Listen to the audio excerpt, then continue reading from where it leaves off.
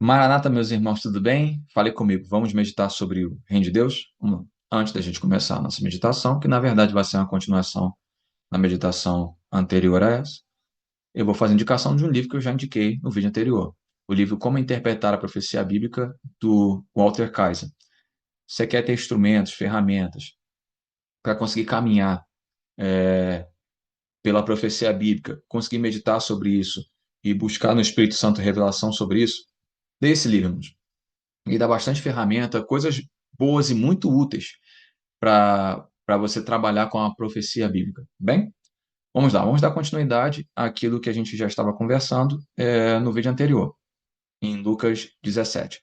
Vamos ler a partir do verso 34, diz assim: Eu lhes digo, naquela noite, duas pessoas estarão numa cama, uma será tirada e a outra deixada. Duas mulheres estarão moendo trigo, juntas. Uma será tirada e outra deixada. Duas pessoas estarão no campo, uma será tirada e outra deixada. Onde, Senhor? Perguntaram eles. E ele respondeu: Onde houver um cadáver, ali se ajuntarão os abutres. Eu já vi pessoas fazendo interpretação desse texto e fazendo referência ao arrebatamento, que no arrebatamento teriam duas pessoas juntas, uma seria levada, a outra seria tirada. Bom, vamos lá. Neste texto não há nenhuma alusão sobre arrebatamento. Há uma referência que o próprio Jesus, o próprio Yeshua, dá em versículos acima, que a gente leu no vídeo anterior. Ele fala sobre o dia da manifestação do Filho do Homem, do dia em que ele voltar a se manifestar como Rei dos Reis e Senhor dos Senhores. Mas não tem nenhuma referência a qualquer coisa a respeito de arrebatamento. Bom, então, o que é essa referência? O que quer dizer esse deixado, tirado? Bom, a referência a respeito de o que é deixado, tirado, é feito em versículos anteriores. Porque todos esses versículos que a gente leu e os versículos anteriores que a gente leu no vídeo anterior, eles são parte do mesmo discurso, então estão dentro do mesmo contexto. Bom, vamos ler os versículos anteriores para ter uma referência. Vamos ler a partir do versículo 26, que diz assim: Assim como foi nos dias de Noé, também será nos dias do Filho do Homem. O povo vivia comendo, bebendo, casando-se, sendo dado em casamento, até o dia em que Noé entrou na arca. Então veio o dilúvio e os destruiu a todos. Aconteceu a mesma coisa nos dias de Ló. O povo estava comendo e bebendo, comprando e vendendo, plantando e construindo. Mas no dia em que Ló saiu de Sodoma, choveu fogo e enxofre do céu, e os destruiu a todos. Acontecerá assim no dia em que o Filho do Homem for revelado.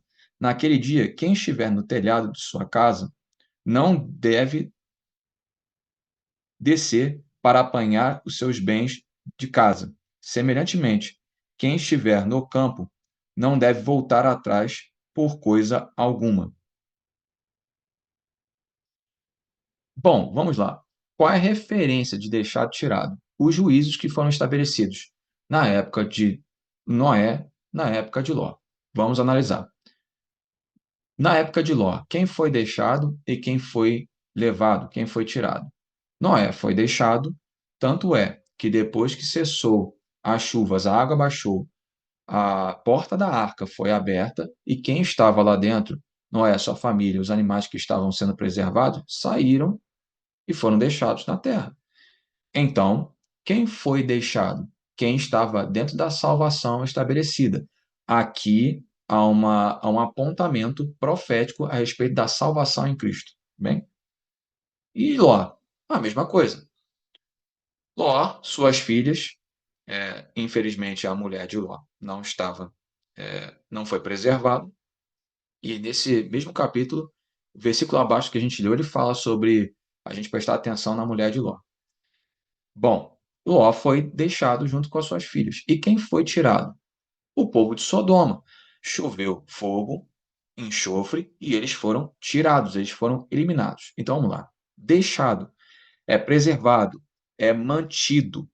E deixado tem a ver com ser destruído. eliminado. Então, quem será deixado? Quem estiver dentro da salvação em Cristo, como foi com Ló, como foi com Noé. Quem será tirado? Quem estiver debaixo do juízo de Deus, ou seja, fora da salvação em Cristo, como aconteceu nos dias de Noé com o povo que estava fora da arca, como aconteceu nos dias de Ló. E aí entra a cidade de Sodoma. Por que isso é importante a gente entender? Porque vamos lá. Salvação, a preservação de Deus que está em Cristo, tem endereço. Juízo de Deus também tem endereço. Por isso que ele fala sobre duas pessoas deitadas na cama. Então, porque elas estão juntas, vão ser salvas juntas, ou vão ser levadas pelo juízo juntas porque estão juntas? Negativo. Se uma estiver na salvação em Cristo e a outra não, a salvação e o juízo de Deus vão encontrar seus endereços. Quem estiver salvo, quem estiver dentro de Cristo, na salvação, na obra redentora de Cristo, será deixado. Mas aquele que estiver fora da salvação em Cristo, mesmo que esteja junto com o crente, será tirado. Duas mulheres trabalhando, tudo bem. Uma está dentro da salvação em Cristo, será deixada. E a outra, fora da salvação em Cristo, será tirada. O juízo de Deus a achará também. É importante que a gente entenda: salvação e juízo de Deus têm endereços definidos. Deus não lança sua salvação em algo como se fosse uma espécie de coletivo industrializado, como se fosse algo numérico, coletivo, sem uma especificidade individual. Isso não existe. Porque a confissão e a justificação que há em Cristo, ela é encontrada no indivíduo. O indivíduo que confessa a Cristo como Salvador e crê, esse é justificado pela fé e está dentro da salvação em Cristo. O indivíduo que não faz isso está fora de Cristo e está dentro do juízo de Deus. Então, o juízo de Deus e a salvação de Deus em Cristo têm os seus endereços definidos. Deus não faz algo coletivo, aleatório, também não faz algo que não nos perceba de forma individual, tudo bem? Outra coisa importante que é dita nos versículos anteriores, no versículo 33, diz algo importante. Vamos lá? Versículo 32, na verdade. Lembre-se da mulher de Ló. Versículo 33. Quem tentar conservar a sua vida, a perderá, e quem perder a sua vida, a preservará. Bom, então, quem tentar preservar a sua vida será tirado. O juízo de Deus o achará. Mas quem perder a sua vida será deixado. Ou seja, a salvação em Cristo o preservará. É uma coisa importante que a gente precisa entender. O espírito do anticristo tem pregado ao longo de muito tempo, por meio de várias filosofias que têm sido levantadas, uma pregação que tem como cerne a autopreservação. Cada um tem o direito de pensar o que quer, cada um tem direito de servir a Deus do jeito que quer, cada um tem direito de pensar sobre Deus da forma que achar que deve. Então, essas pregações, elas, na verdade, estão incentivando as pessoas a preservarem a si mesmo, preservarem sua individualidade, preservarem seu modo de pensar, preservarem suas conclusões, preservarem seu próprio jeito de ser. E nessa autopreservação, há uma competição com a obra do Espírito Santo. A obra do Espírito Santo é que Cristo seja formado em nós. Então não tem autopreservação. Tem o contrário, a perda. Quanto mais de Cristo há em nós, quanto mais de Cristo é formado em nós, menos de nós existe dentro de nós. Então, aquele que tenta preservar a si mesmo, sua autojustificação, preservar suas filosofias, manter aquilo que pensa como se fosse a verdade a ser mantida, bom, esse vai se perder. Porque a salvação de Deus, o que preserva, o que nos preservará, está em Cristo. Não há autopreservação em Cristo. Existe preservação de Deus em Cristo, mas não há autopreservação em Cristo.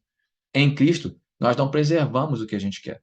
Em Cristo, o Espírito Santo nos transforma para que Cristo seja formado em nós. É Ele e não nós.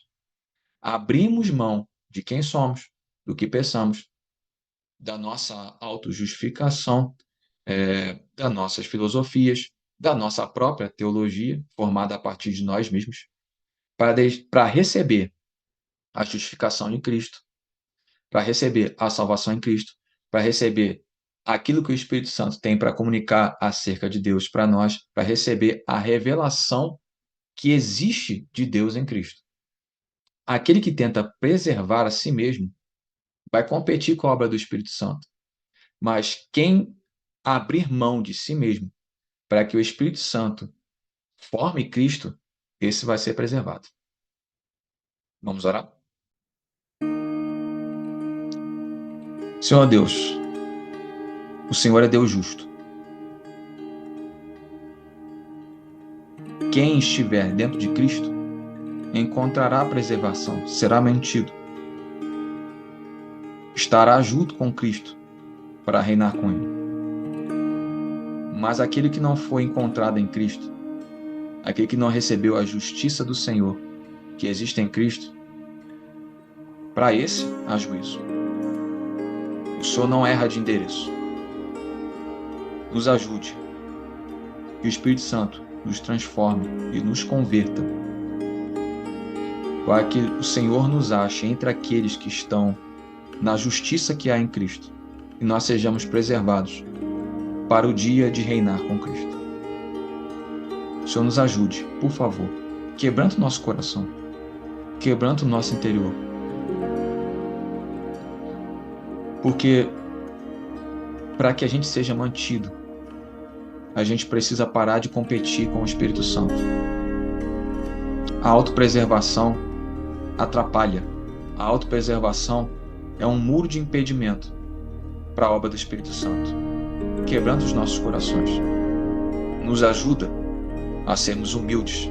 Nos ajuda a sermos quebrantados. Nos ajuda a nos colocarmos de joelhos aos pés de Cristo, para que sejamos transformados pelo Espírito Santo, porque Cristo precisa ser formado em nós. Esse deve ser nosso desejo, Cristo ser formado em nós. Nos ajude, Senhor, que nós te pedimos, em nome de Yeshua, em nome de Jesus. Amém.